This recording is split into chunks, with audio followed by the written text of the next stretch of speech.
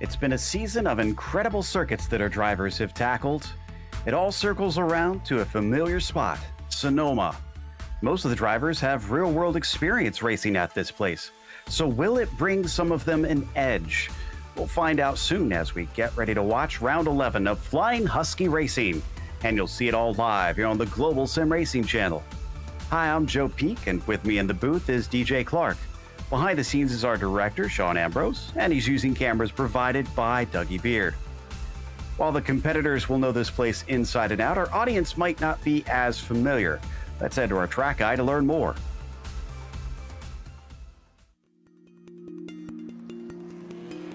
Welcome to Sonoma Raceway, one of California's most famous road courses. It resides just north of San Francisco. It's been host to a wide variety of styles of racing, including sports cars, Indy cars, motorcycles, and even drag racing. But in recent decades, it's become most well known for holding one of NASCAR's rare road course weekends.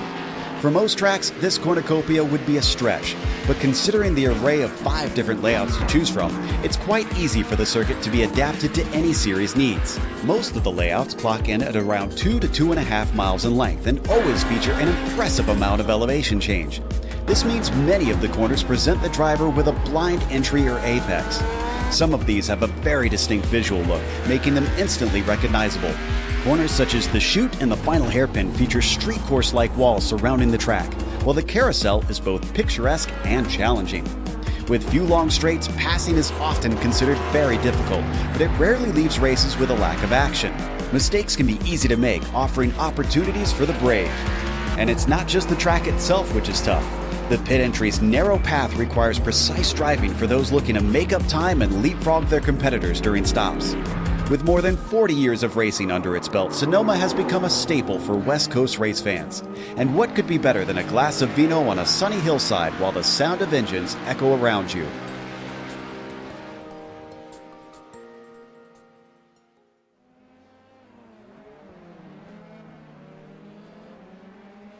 DJ, this is a place that has seen so many different types of racing, but today they take the F3s out there. They do indeed, Joe, and this circuit is no stranger to open-wheel cars, as IndyCar used to end their season here quite often. But as it was the case in IndyCar, drivers are going to find it a little bit difficult to pass around here. There's really only 2 good overtaking opportunities, and that's going to be going down into the hairpin at turn 11, and then maybe coming out of the carousel down into that double apexed right-hander. Now, those are going to be the easiest places to overtake, but the real challenge around this circuit, well, that is going to be making sure that you keep all 4 tires on the black stuff. This is a twisting, undulating circuit, and especially through the first sector of this track, you have got to be absolutely millimeter precise, because if you get a tire off into the grass in these Formula 3 cars, you're going to be in a whole world of trouble. About that, I know I frequently have a tough time getting around here. Before we go to the racing down there, though, let's talk about our sponsors, including Norsled, which is a nonprofit animal welfare organization dedicated to rescuing, rehabilitating, and finding homes for unwanted, abandoned, and abused husky dogs. Today, every Flying Husky Racing track day or car event benefits Norsled with a portion of the proceeds donated to them. Even if you can't adopt, you can still help and ensure care for these amazing animals through your support. Save a Husky. For more information, contact Todd Curtis through email at todd@flyinghusky.racing. Flying Husky Racing is a car club based in the Pacific Northwest that delivers premium track days and car events for automotive enthusiasts. FHR is dedicated to safety, development, and building community among members and participants. Find out more on the web at flyinghusky.racing. Flying Husky Racing. Track days are the best days. And as we take a look at our race details for today, we are in the finale for this season. As always, we're running in the Dallara Formula 3 car. They're in the midst of that qualifying session, which will take them into a 25-minute race. And they have fast repairs in case they do find the walls. Easy to do around here. There's some places where the barriers are very close to the edge of the track. Right now, we're only waiting on one car to set an official time. That's Mike Broomhead, winner of a few of the rounds so far this season. So he's certainly want to get a clean one down pretty soon, or else he'll be starting from the very back of the field. Horvath is our provisional pole sitter by almost half a second over Hardman. Yeah, and that's not exactly surprising here, Joe. You know, Sonoma's one of those places that if you've got it down and you feel good about it, you can really take it to a good advantage. Lots of very tricky braking zones, lots of very tricky ways to get around here. So if you feel like you've got the edge like Horvath does, I'm not surprised he's got that big of a gap. Indeed, and Hardman trying to chase him down. We've got Garber about a 10th back as well. And the number 1 machine, Broomhead, finally put one on the board, and that was enough for 4th place. Less than a 10th behind Dan Garber. So it looks like if he finds anything more out there, he could easily get himself on the inside of that second row. As right now, he's trying to overtake Hans Solnave, who's going to allow him through at the hairpin, and wheels it back around towards the S's. We'll see if this one got hurt by that, as Hardman now goes faster than Horvath by about 0.2. All right, so things starting to heat up here a little bit. And speaking of heating up, we have an added wrinkle for these drivers. It is a very, very hot track out there. Currently 107 degrees out there in the California desert. Only 2 miles an hour of wind and 38% humidity. So these cars are going to be struggling and screaming at the end of these 25 minutes of this race. Doubt about that. Broomhead down to the line. Is he going to get a second lap? He does, and he's 0.3 quicker. That's good enough for 3rd place. Still needs another 0.4 to get onto the front row and get past Horvath, who's actually completing one of his laps, just with James Doherty in front of him. There we see Todd Curtis just crossed the line as well. Horvath did not go quicker, though. No, he didn't. He'll have about 6 minutes to try to get another one spooled up. Dan Garber there currently in 4th. Here comes your provisional pole sitter Andrew Hardman making his way through this final hairpin. This is a deceptively tricky corner. There's multiple lines you can take through there, multiple ways to either diamond it off, square it off, however you want to take it. Let's see, though, if the Canadian here is able to improve on his time, comes to the line off by about 75 thousandths of a second. Mo Smith joins us once again, and looks like he's not going to go any quicker that time by as well, which turns our attention once again to Broomhead in the 0-0, coming up through the fearsome turn 10. Looks like he handled that one nice and easy, and then brakes hard for the last hairpin. Yeah, there you see a little bit of a closer apex there for Mike Broomhead, just cutting it a little closer on the curb. Now he's going to run to the line. Let's see if the Canadian has anything more here. A little bit of a glitch on our timing and scoring monitor there. That's going to move him up to 2nd. He's within 0.2 of Hardman and only about 25 thousandths ahead of Horvath. Solnave just improved his time, but stays in 8th. Curtis did as well. He goes up to 6th in that number 72. And then it's Dan Garber, the Northwest driver, is not going to get it down lower than that 24 flat. Doherty had his lap discounted. And then we've got Hawks coming around, having a little trouble with the exit of the hairpin. Well, I talked about there are multiple lines to take through that corner, and I hate to break it to Gene, but that is not one of the ones that I would recommend. Here comes Hardman, though. This is your provisional pole sitter. Let's see if he's able to better his time, get a little bit more of a gap. He's going to cross over the line. He does indeed go faster to the tune of a 1:23.27 flat. Wow. So the line has been drawn by the number 11, Mo Smith. Trying to go as deep as he can, just a tiny little lockup with some smoke coming off the right front. Turns it around the hairpin and now past the kink to the start-finish line. Can he go quicker than a 24.4? No. Had an off track somewhere in there, and that one will not count. Broomhead is next in the 0-0. Has to make up 3.5 tenths to take the pole away, and it's a 23.5, a 10th quicker, but that's not enough. No, it's not. Here's Nick Horvath, though. Looks like that's going to be a slow lap for Nick, so he's going to have time to try to spool it up again. Here is Todd Curtis. He's going to come across the line. I think that's going to be a little bit slow for the number 72. Yeah, indeed, a 28.2, so he's not going to improve. Solnave not able to improve as well. And it's off to Garber. About a tenth off of his fastest time. Doherty also on an outlap now, starting another flyer as the minutes tick down. We're coming to the final few laps available, just shy of 90 seconds to get around here, so they're not going to have too many more chances to get a clean one in. Hardman tries to extend himself yet farther away from Broomhead, and he's going to do it with a 22.9, the first driver to break the 23-second mark. That is an absolutely mega lap from Andrew Hardman. That is going to be a tough marker for any of these guys to try to catch up to. I'm sure Broomhead is willing to try it. He's going to be the next one to it, and he's just coming up to that last hairpin yet again. The 00 might have a little bit of traffic in the form of Gene Hawks, but I don't think it should complicate this lap. Maybe the next one, depending on if Gene sees Broomhead on a flyer here. Down to the line. Oh, and that one did not count. Must have had an off track somewhere. Ooh, he's going to get slowed up a little bit by Hawks there, but here's Horvath coming across the line. A slow lap for Nick, so that's not good for him. Here is Todd Curtis. I believe that is a couple of drivers piling in behind him there as well. That's, it looks like Garber. Yeah, he's on a slow lap, so I think he's just, well, he's not going to start a quick one now as he smacks into the wall. Garber able to avoid him, but not able to go faster. Salnave does to a 30.3. And Doherty just jumped up in front of Curtis. He gets into 6th. Good lap there for James. Here is Hardman again, trying to see if he can improve on that absolutely mega 22.9. Going to cross over the line. Not going to be able to do it on that one with a 22.2 or 23.2, but he'll have at least one more to go here.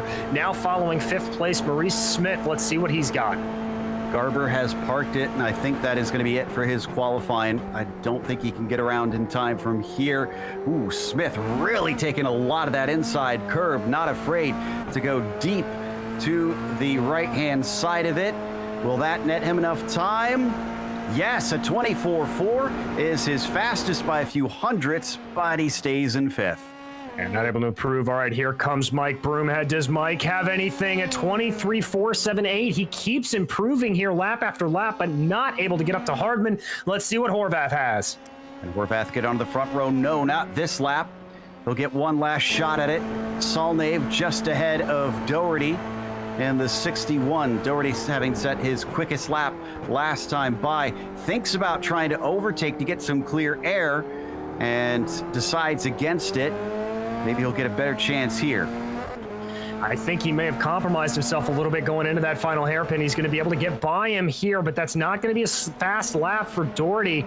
Oh, yeah, he's going to be caught up in this first sector. Don't want to be behind another car. Here is your provisional pole seater, though, Andrew Hardman. He should have one more lap after he crosses the line. I don't think Doherty is going to be able to improve with that lap compromised. Hardman on a slow one, and one last flyer to go. As the seconds tick down, that means that Maurice Smith will be the first one to take the checkered flag. Mo coming to the line here in just a few seconds. The checkers come out for him as he rounds the last kink right up to the wall. And he is going to go about a 10th quicker, but he's not going to improve his position yet again. Broomhead neck. He take the pole. No, it doesn't count. He lost that with an off track. Oh, dear. Here comes Nick Horvath very close to the wall as well. That's going to be an improvement for Nick, but I don't think it's going to bump him up the order. Indeed, he's going to stay 3rd. Here's Hans Salnave in 8th. Doherty coming in behind him. Yeah, so pretty certain Doherty won't be able to improve, but Salnave might still be able to. Hans at a very strange line, almost like he's defending coming into the turn over Doherty. And off the exit, let's see if he can go faster than that 30.3. It looks really good, and it is. It's a 29.9. That will improve him by almost a full second, or excuse me, half a second, but he doesn't go above Todd Curtis in 7th. That does end our qualifying at the least, as that is everybody finished for the day. Hot temperatures out there, but the good news is, at least to me, DJ, is we haven't seen as many spins as I would have thought that would cause. No, you're very right. The track temperature, even though it is now 106 degrees, not a lot of spinning out here. But the one caveat I will give to that is these drivers were able to hop into the pits, maybe get a fresh set of boots. Over the course of 25 minutes, however, of running on this track, that may be a little bit of a different issue. Tire wear could be a thing as these tires really start to sort of blister and overheat. You saw the hashtag on screen briefly there for a moment. If you want to get involved in the conversation with the drivers and fans here for Flying Husky Racing, use hashtag track days are the best days. And you too can join in and speak your mind. The session is over for qualifying. Our grid is set. Let's go through that starting order. Andrew Hardman has put it on the pole ahead of Mike Broomhead. Can Mike try and challenge him to the victory, as Nick Horvath will be starting behind them in third, and Dan Garber fourth, rounding out the first half of the field. It'll be Mo Smith. Behind him, it'll be James Doherty in sixth, with Todd Curtis and Hans Solnev making up row 4, and bring up the back field in row 5. It's Gene Hawks in ninth. Just waiting on 2 of the drivers to grid up, and then we are good to go. Make that 1, as Garber's now out there, and Mo Smith finally is satisfied with his setup.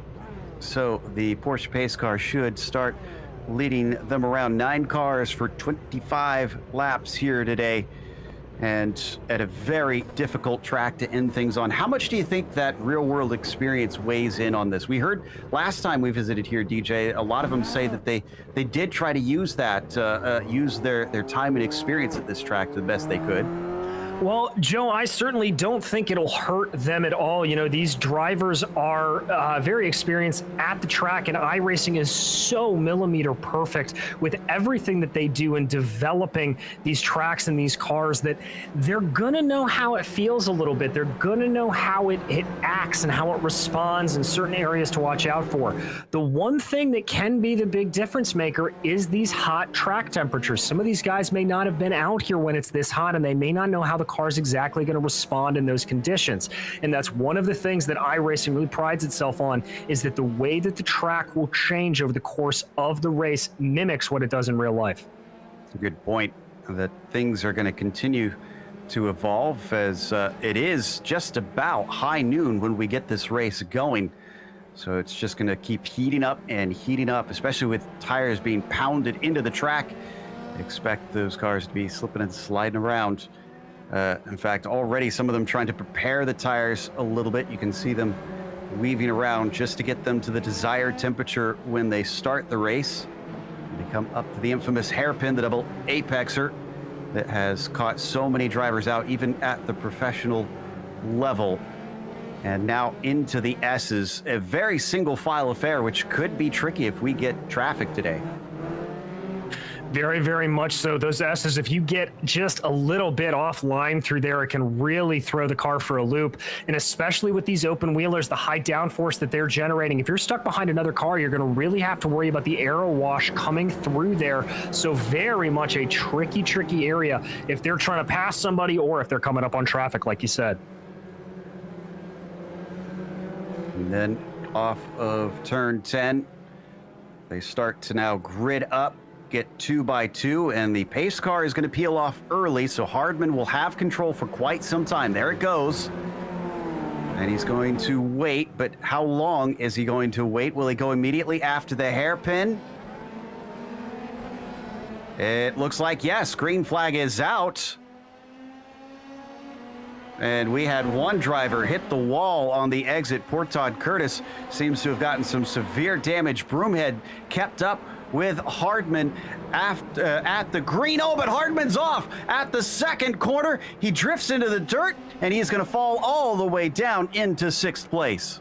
Oi, oi, oi. Very lucky he didn't go any further than just the dirt. He'll have his work cut out for him here, though, as he is now all the way back behind so many drivers at this point, but that's going to turn the lead of the race over to Mike Broomhead. Mo Smith with a spin off of 3A. He gets it turned around and rolling once again as they come down out of the carousel for the first time.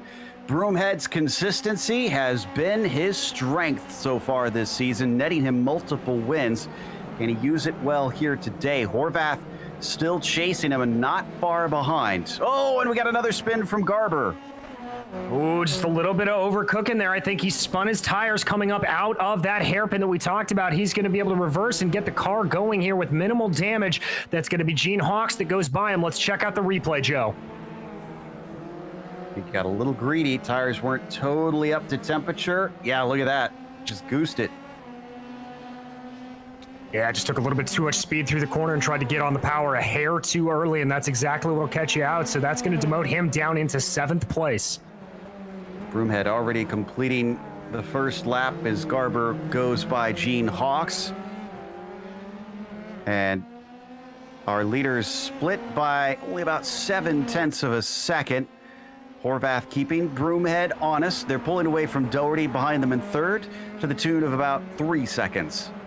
Exactly, and Hardman's still stuck behind Doherty as well, not able to get anything going there, but Horvath looks like he's got some good speed here to maybe challenge Broomhead.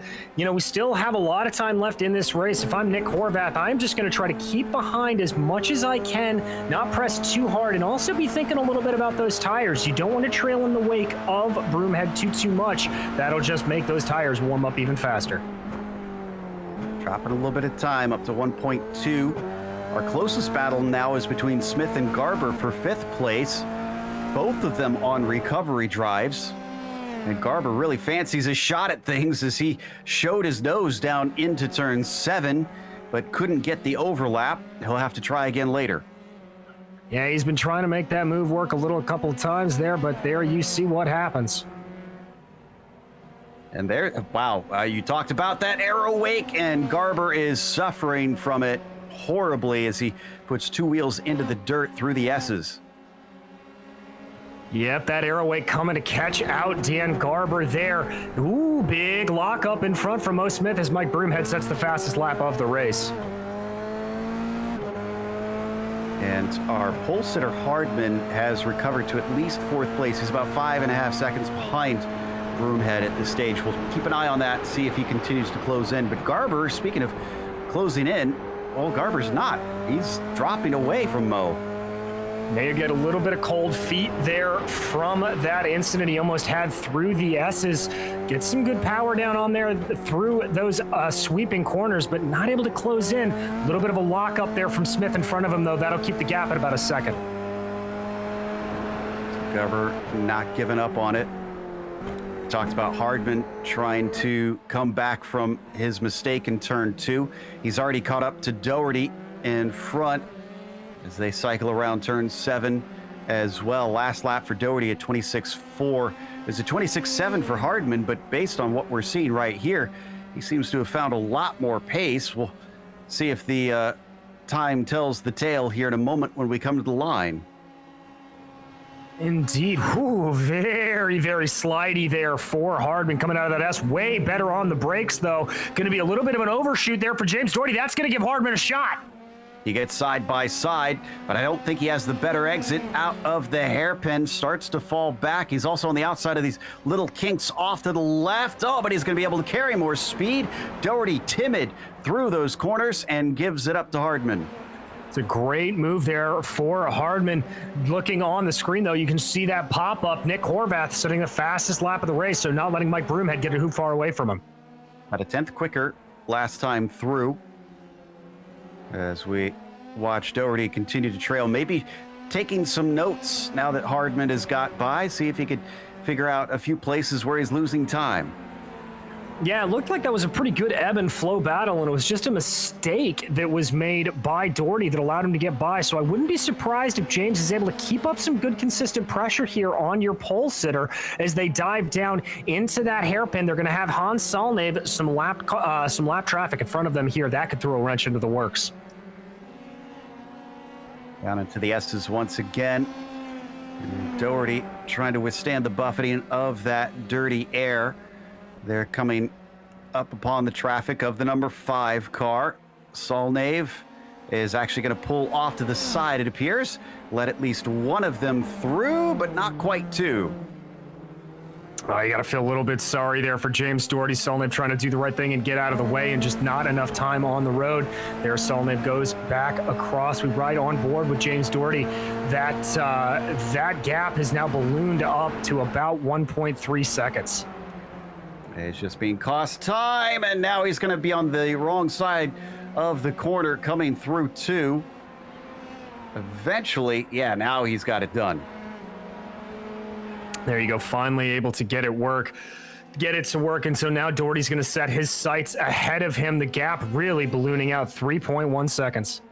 And he has a little bit of an off track on top of things. Now we're looking at Garber and Mo Smith, who are going to go by the car that just had an offhand. Solnave, thankfully able to stay out of the way of those two. Through the carousel, Garber has been just stalking this 69 car for some time. Just kind of sitting behind him, looking for an opportunity, but not attacking yet. No, I think he wants to feel out the track a little bit more. Maybe just see if he can force Mo Smith into a mistake before he really has to overcook those tires. There you see falling back a little bit through the S's, that air wash like I talked about. You can see the rev limiter there popping up on the screen, feathering the throttle ever so slightly as now they come through that fearsome turn 10. Braking hard down into the hairpin.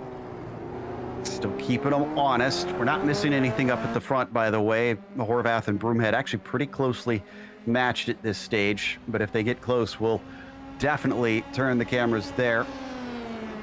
Garber is tight as he's staying to the rear wing of Smith. Just can't seem to do anything with it quite yet. And they're running quite good times for comparison. 24.7, 24.9 there for Mo Smith. Broomhead ran a 23.5 and then a 24.7 last lap. Oh, speaking of Broomhead, Horvath is suddenly right on top of him. Yeah, Broomhead just did not have a good run through the first sector there. Here comes Horvath trying to take a wider line through the hairpin, maybe try to carry a little bit more speed. He got a better exit there, but he's not going to be able to make an overtaking move until they get down into that final turn 11 hairpin. You can see him taking alternate lines there, trying to keep as much clean air on the front nose of that wing. So down towards the last hairpin. He's very close. He could have a go if he really wants it. He doesn't even show his nose. Early entry for Broomhead, trying to cover off Horvath just in case. Still only a quarter of a second splitting these two as they get ready to start lap 7. And here comes Horvath again, stalking in the tire tracks of that purple number 0. And that's Broomhead around. Contact between the pair of them. Broomhead does go into the wall. Hopefully that didn't damage the rear wing. Hardman going to be able to get by into second place. Broomhead finally back on track. Horvath, your new leader in controversial circumstances. Yeah, indeed, Joe. Let's take a look at this here. I fear that this may have been a little bit of ghost contact between these two. I went back and checked out the replay myself. So we come here around the sweeping left-hander down into the braking zone. Yeah, that rings of a little bit of netcode to me. Real shame because they were racing well, but it looked like Horvath was pretty deep into that corner. I wonder if he was on a trajectory where he would have got him anyways. That leaves our closest battle at 5th still. Smith still holding off Dan Garber as they come down into turn 7. Jump on board with Dan Garber. Big lock up there from Mo Smith. That may help him a little bit, but Smith able to carry a little bit more momentum by running wide at the exit of the hairpin. Wow, you can really see just Smith wheeling that car around. It's almost like it's fighting his inputs. It's just so slick, not a lot of grip out on track. Yeah, but I love seeing these onboards through the S's. Really shows you what these things can do. As he was awful wide at the apex of 10, but keeps it out of the grass. He thinks about trying to get inside of Mo, and it doesn't stick. Doesn't have it under braking to try and fully attack. We're down to 14 minutes left to go. We're close to the halfway mark already. We are indeed. Garber continuing to stalk here. You see that little bit more speed he was able to carry courtesy of the draft. Both cars getting a little bit fidgety as they come over the crest there for that tricky turn 2. Again, up the hill. Here we go, getting the power on, and he's not going to be able to gain any advantage there. He's really deep into turn 4, costing himself a tenth or two. as they plunge downhill. Big drop here once again into the carousel. And it just doesn't seem like the tires are liking things right now in that number one, as he can't find the apex on multiple corners. Yeah, I just can't get it. I think that's a little bit of result of the aero wash and just a little bit of a result of maybe a not perfect setup to be running in traffic. Which we actually have 8 of the 9 cars still on the lead lap. Solnave, the only one that has gone down past the leaders. Hawk's still running on the lead lap, though it looks like Horvath is set to overtake him before they get to the checkered flag at this pace. Once again, down into the hairpin. Garver so tantalizingly close, but just not close enough. Crossing the line now, starting lap 9 between them. Hopefully it doesn't come to blows like it did with Horvath and Broomhead. Well, fingers crossed, Joe and Dan Garber, I think that had that exactly in mind. Both cars getting a little bit squirrely on opposite ends of the track there over turn 2. Oh my goodness gracious, just so very tricky and technical. This track can catch you out at a moment's notice. Big slide there too from Garver, having to catch it coming off of 3A, but he doesn't lose a whole lot of time out of it. And he's thinking about it down to the carousel. I don't think that's going to work. He goes way wide. Thankfully, doesn't get all the way into the grass, cuts back, and didn't lose too much time out of that even. No, he really didn't. Garber just has that car. Looks like he knows how to control it in just the right way. Mo Smith taking a little bit wider of a line there through the hairpin. Now, they are starting to catch up ever so slightly here to James Doherty. That could be a storyline if they continue to run well here. Doherty's last lap was his personal best at 24.9, whereas Smith ran a 24.7. And his personal best is a 24.5. So, yeah, I think they're starting to run him down. But if they start to battle like this, they could slow each other up. And especially if they hit one another. Garber making contact lets Smith back through, the gentlemanly thing to do. And he'll have to try again cleaner.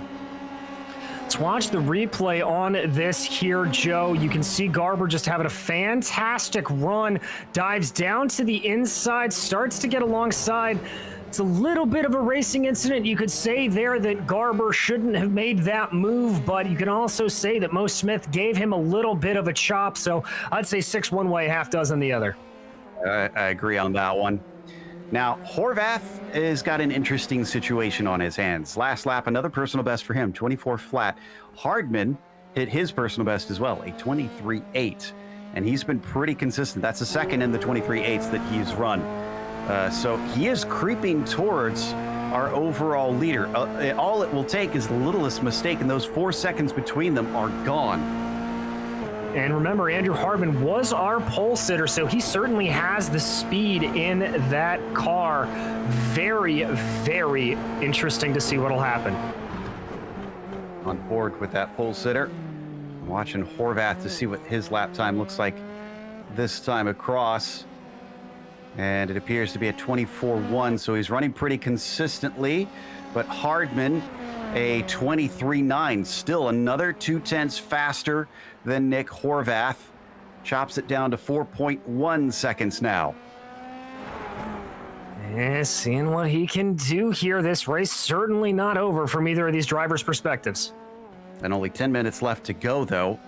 0.2 a lap. Yeah, quick math tells me Hardman's going to run out of time. He's going to have to start chopping away in bigger chunks.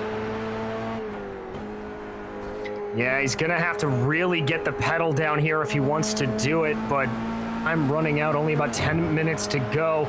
But as you said earlier, Joe, one little mistake, one little errant brush of the tires over the grass, that could spell disaster for Nick Horvath. He's not out of the woods.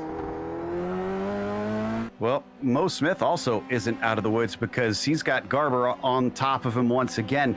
Dan really likes that double apex with the carousel. He took it really shallow on entry to try and overtake Mo. Didn't stick, but he hasn't lost time. They're coming up on Gene Hawks, and it's through the S's. Hopefully they can find their way around. Yes, they can. They continue on past him. Yeah, and you saw again there, Mo Smith having a lot of brake dust flying off the front of that car. That the front tires locking up a lot. Here comes Garber again with a pretty good run. I think he's a little too far back. He's going to poke his nose to the inside just to see if he can scare Mo a little bit, would be my imagination, and he did indeed scare him. They're going to be side by side coming out of the final corner. Ben from the 69 machine has put him side by side with Dan Garber. It's going to be the latest of the late breakers into turn 2. Who's got the guts? A very blind corner uphill, and it's going to be Garber. Runs him off the road as Smith just couldn't get it woed up. He went too deep. And I gotta say, that was just good driving by Dan Garber. Didn't really push him at all. He made sure to give him plenty of room. I think he just got into Mo Smith's head. There, you can see it. They come up the hill. Yeah, no contact between the two. Just scared Smith off the corner. So that allows Garber cleanly into 6. Unfortunately, he's a little ways back from Doherty by about 5 seconds from all their racing back and forth. So he's got a lot of time to make up. Smith having to take a spare car after that huge shunt into the tires. That brings us back to Broomhead, who is just about 2 seconds ahead of Doherty. Has he been running away? And the answer actually looks to be no. Doherty much more consistent here than Mike. Yeah, and he's got about 0.6 of a second on him on the last lap. So Broomhead not having his best couple of laps here. Joe, we talked about this at the top of the broadcast. I wonder if Doherty's just overcooked, or if Broomhead's overcooked his tires a little bit. You know, these iRacing tires, the way that they sort of simulate it is they don't flat spot. They don't have sort of that type of effect, but they are very sensitive to overheating. And if you overheat the tires too quickly, it can be very hard to get them back under control. The other thing to remember is that he did make contact with both another car and the wall. And I'm looking at the lap time. Since his incident, the laps do appear to be quite a bit slower than before. So I think he might be suffering from some damage that has cost him pace. Very true as well, Joe. Although they were relatively evenly matched on that last lap out, Doherty actually slower on that Doherty only slower on that last lap by about 0.07 of a second. Anything at the front, Horvath actually has picked up the pace. Easy for me to say, and cracked into the 123s recently. So he's keeping Hardman away from opportunities to attack and take the lead away. But Broomhead ahead of Doherty for the final step of the podium. Will this switch around before this race is over? Doherty certainly seems like he's intent on doing so. He is. He's got that gap just hovering around a second right now. They power their way up the hill. If indeed Mike Broomhead has some car handling problems, this is where it'll really start to show itself. We jump on board here. Let's stay on board through turn 3. See how that car responds a little bit. Looks relatively okay. Our leader got held up in traffic. Hardman has cut it down from 4 seconds, and Horvath now has his hands full. In fact, he has a bad exit, and he's going to let Hardman through. Oh my goodness gracious, Nick Horvath doing the gentlemanly thing, but he looks just still incredibly slow, Joe. I think we're going to look at where he got held up by traffic. I believe it was Saulnave.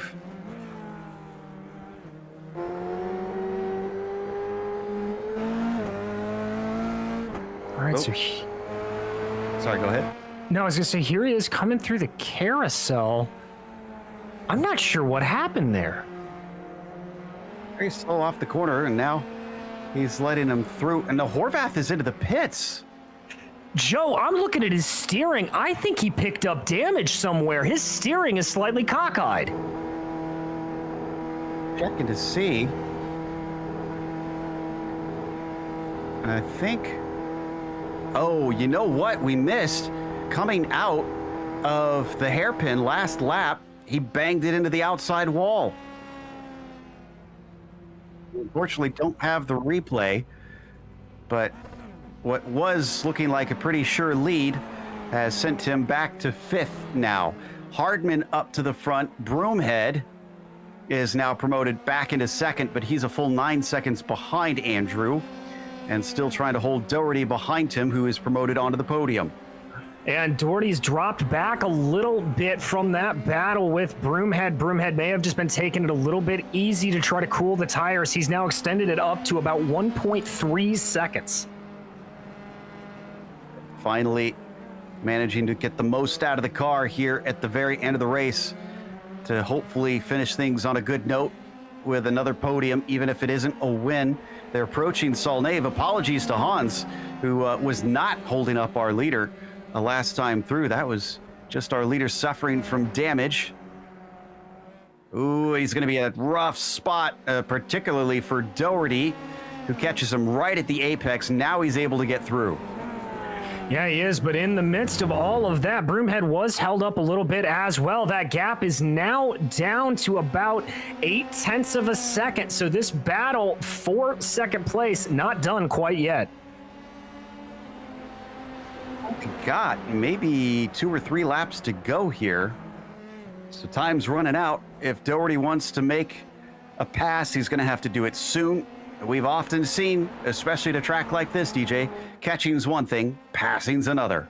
Oh, very much so. As I said, really only 2 overtaking opportunities, and you have to be very, very brave on the brakes in both of them, and you have to run a perfect lap leading up to it. So even if Doherty is able to catch here and the gap ballooning back out to about 1.1 seconds, it's no guarantee he's going to be able to get by the 00 of Mike Broomhead. Visuals on board right about at driver eye height there to show you the elevation change down through the carousel. Hardman having to thank his lucky stars today. Back up to the lead after those around him falling victim to their own errors. He himself lost the lead, basically because of a mistake right at the very start of the race. He's going to get 2 to go this time by. Well, Joe, we said it at the top, and it is very true. There are some circuits that you are not necessarily battling the other cars. You're battling the circuit itself, and Sonoma being one of those out here today, claiming a lot of victims and proving a war of attrition out on track. We made it all the way back up to the front. I'm kind of wondering if we didn't have anybody with a mistake-free race out there. If anyone was able to keep it planted and pointed forward for the entire 25 minutes as he heads into the infield portion. Andrew Hardman a full 11 seconds now ahead of Mike Broomhead.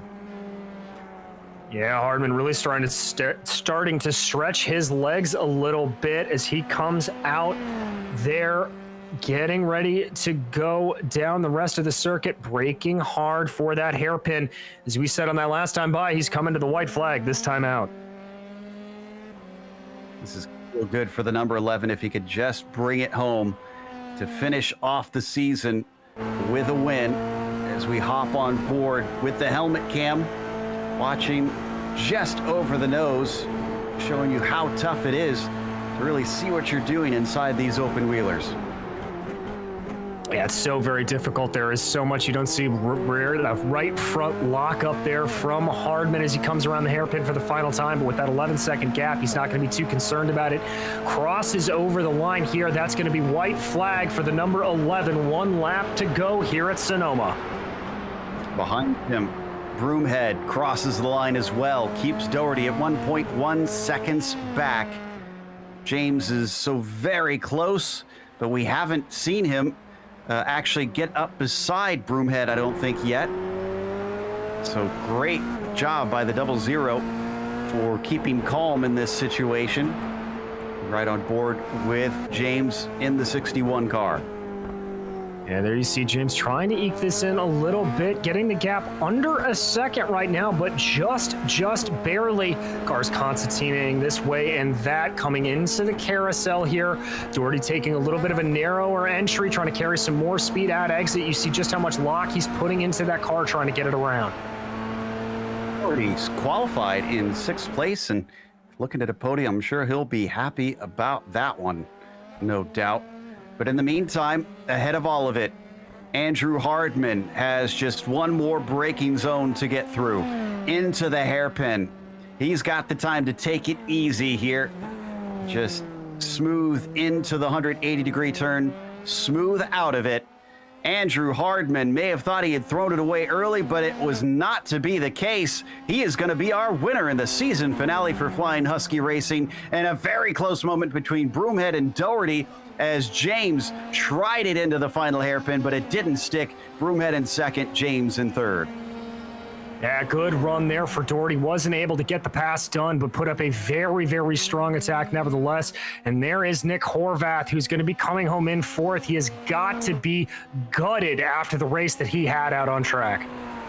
Lead fall in his lap, and unfortunately he bobbled it, and it went away as Dan Garber comes home minus a front wing for some reason. Must have had some damage. Last driver on the lead lap will be Todd Curtis, who cruises along to the last lap of the race, which is going to take us to a quick break here on the Global Sim Racing channel.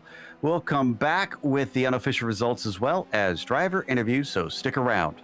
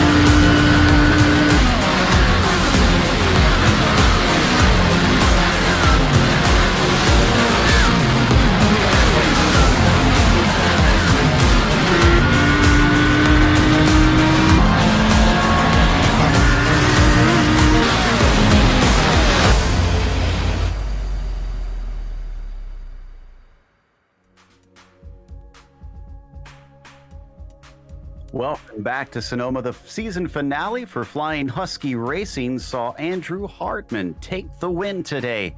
Mike Broomhead followed him home by about 12 seconds with James Doherty in tow, less than a second behind, desperately wanting that P2.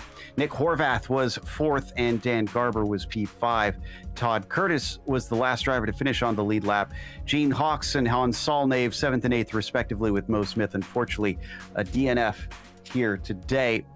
But that allows us to talk to our winner, Andrew Hardman, who certainly looked like he may not have been the winner after the first lap. throwing it off in turn 2. Andrew, I have to imagine you were kicking yourself a little bit after that mistake, but you stuck with it.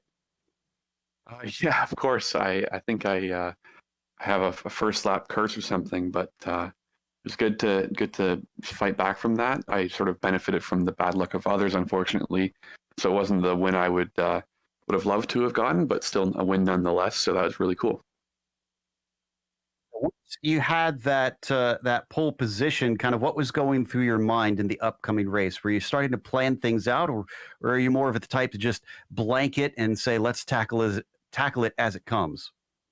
Well, I think my plan was just to not do exactly what I did, so I must have psyched myself out a little bit with the second corner there. But yeah, just trying to do my best and not put it in the wall, and that's almost exactly what I did. You had a slate of some fantastic tracks on this season's schedule. I know there have been murmurs about next season already. Are there any circuits that you're really raring to see show up? I mean, it's controversial, but the Nordschleife would be awesome. That's definitely a difficult track and one that will require a lot of concentration. But I've always been a fan of it, and it'd be really cool to be able to race these guys on it. Honestly, I'm with you. I always relish the chance to challenge that track. But congratulations on the victory. Is there anybody you'd like to thank? Well, I'd like to thank Mike first of all. He invited me to this series and the Team Britannia. So I'd like to thank him, of course, and then my mom and dad who have funded my SimRacing equipment for the large part of my career. So yeah, thanks to them. Great stuff there from Andrew Hardman in the number 11. Our winner today, followed by Michael Broomhead, and DJ has caught up with him. I have indeed, Michael. A bit of an up and down race for you, but at the end there, certainly some stout defense holding off the charging James Doherty. Yeah, he was pushing me quite hard. You know, I had damage from the contact there, or the lack of contact, or whatever it was, and I was just trying to hold on to the back end. Really, I knew it was going to get more wishy-washy, I guess, through this stint. But James was pushing, and I knew he had a good run on me towards the end, and I knew I had the block, so I knew he was coming.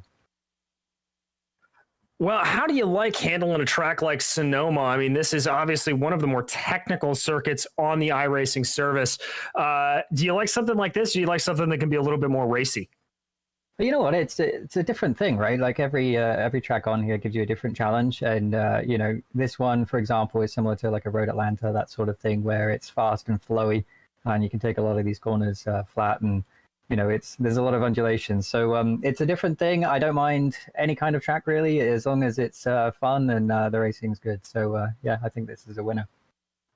Well, I'm going to pose the same question that we asked to our winner. You know, next season looks like we're coming back. Anything you'd like to see on the schedule? Oh yeah, we've been talking about schedules. We may, you know, we'll visit a few different tracks and keep some of the same ones. I think we're going to keep Mosport and Sonoma as home field advantage sort of thing for the two groups here. But yeah, you know, a variety, something fun, something that really, you know, gives you different challenges, and hopefully we can continue having fun and developing this series. Well, fantastic. Mike, anybody you'd like to thank here today for this second place? Yeah, honestly, you know what? It's Flying Husky and you know, Todd and the boys. You know, it's been fun joining the series. You know, Britannia, thanks to everybody there. You know, we've been working hard to develop our F3 talents for PRL as well. And Flying Husky is definitely a great place to do that. But also, obviously, the sponsors, Mountain Range Marketing, leaseslight.com, and the family, and of course, me, and you guys as well. Well, thank you very much, Mike. That was your second place finisher, Mike Broomhead. And now Joe Peak has caught up with James Doherty, your final podium finisher. Indeed, only just over 0.3 of a second behind Broomhead at the line. James was seeing Mike sort of the one of you that brought some faster lap times out. Yeah, I think so. And just getting used to the hot surface of the track too. I mean, this race was on lava. Yeah, we noticed that and made some comments about it over the course of the race. Did that make it difficult to try and make overtakes? It's already a hard track to try and make them stick. It did. It was hard just to have grip at all, really. I mean, I wasn't taking the back S's And, that last turn before the hairpin, it flat out until about halfway through the race. Wow. So obviously very tough out there in that sense. But going from 6th to 3rd, you at least have to be happy to end the season on a podium. Do you feel satisfied with today's performance? Yeah, of course I do. Fantastic. And also, is there anybody you'd like to thank for getting to spray the champagne today? Sure, yeah. I'd like to thank Mike and the rest of the team at Britannia iSports. I'd like to thank Evolve Sim Sports. And I'd also like to thank my fiance, Amy, for her support. Awesome. That was James Doherty, who finished 3rd today in the number 61 machine. And finally, the series organizer, DJ, is caught up with Todd Curtis. Well, Todd, it was a bit of a rough start for you out there, my friend, but looked like you were able to work your way back up through the field. And obviously on a home track, that's got to feel pretty good to turn some clean laps. Yeah, finishing on the lead lap seems to be my accomplishment of the season, but I'll take it, and toward the end, it started to feel a little better and it came together. There were some external factors to some of that, but it's all fun, so it's okay. And I beat Mo. And, we're all friendly here, but, sometimes you like to rip your friends. And so you got to enjoy some things. So we'll talk about that later. I should offer apologies to all my coaches who are probably watching me and saying, what the hell was that? What are you doing out there? But it was a good time. I really enjoyed the whole race. Well, that's what you like to hear. Now, I know you've got a lot of experience on this track in particular. How do you find it in real life versus the sim? There's been an evolution of this track that's, I'd say the sim version of this is a couple years old, which is great. It's a little smoother. I think these cars, compared to what I've driven here, are a little faster and have just a little bit different handling characteristics, but they're great. I actually quite like them. I think if I fit in a Dallara, I would try one out. So that was kind of cool. Just some different handling characteristics, but ultimately it comes down to being able to adapt to the track and the car, and got to keep working on that. Well, I feel that. Now, speaking of continually adapting, obviously we've been asking everybody about the schedule and things like that. Anything fun planned for us for next season? Yeah, well, we've been planning the calendar. We're going to take a week off to kind of make sure we got everything nailed down, and then we'll come back in 2 weeks with season 3. This is where you do the explosion effects in the background. We'll see a couple repeat tracks from this season, and then we're excited about the new tracks that have come to iRacing, the Chicago Street Circuit and the Red Bull Ring. Red Bull's going to have a tie-in for some of the things we do. So we'll probably be at those places. And we do the real world track days. So we're going to find some tie-ins between the dates and the tracks that we use here and the track events that we do out in our cars. So that'll be a lot of fun. We're looking forward to that. And just building on everything this group has done together. I really appreciate everything that Mike and the Britannia iSports folks have brought, and all the Flying Husky folks and beyond. I think we're all motivated to continue getting better at this and making sure the first and foremost thing we do is enjoy ourselves out there. Well, I'd say that is the first goal. Todd, congratulations on the finish today and a great season. Anybody you'd like to thank? Yeah, I think Northsled is why we do this. So if you want to take something away from all this fun and go do some good, northsled.org to find out about the Husky breed and how to adopt one. I'd also just shout out all the great driving that happened here tonight. Congratulations to Andrew. I think Mike had the fast lap overall in practice. Just a flyer there. Thanks to him and for making a really great drivable setup for tonight. And to you guys, GSRC, Joe and DJ and Doug and Sean, you guys, you make this what this is. And it's a great time with friends, and we're playing our video game, but it's elevated so much more. And we have a lot of supporters who come out, are really excited to see this every week. And you can be pretty sure that they wouldn't be so excited just to kind of watch over our shoulders if we were just doing this thing. So I want to say thanks to you guys for helping make this something special. And we're looking forward to season 3. Thank you very much, Todd. That was your 6th place finisher here today, Todd Curtis. Joe? That's going to close us out. So we, of course, also want to give a big thank you to the sponsors that help make this series happen, including Northsled, Save a Husky. For more information, contact Todd Curtis through email at todd@flyinghusky.racing, as well as Flying Husky Racing. Find out more on the web at flyinghusky.racing. # track days are the best days. Thanks to the companies that provide the software and the hardware for our broadcast listed here on your screen. And additional thanks to June Lalonde, who provides our wonderful music. See the screen for how to get a hold of more of her great work. Thanks to the team today, DJ, Sean, and Dougie. If you'd like to find out more about GSRC, including upcoming races, you can find it at globalsimracingchannel.com. Also, check out our social media. Outlets are listed at the bottom of the screen. And check out our merchandise store on top of it. That's simracingmerch.com/GSRC. We'll keep a link in the description below. Don't forget to subscribe to our YouTube channel so you don't miss a moment here on GSRC. We also have upcoming races for other series listed on the screen, so check those out and mark them down on your calendar. Until next time, race clean, race hard. See you on the track.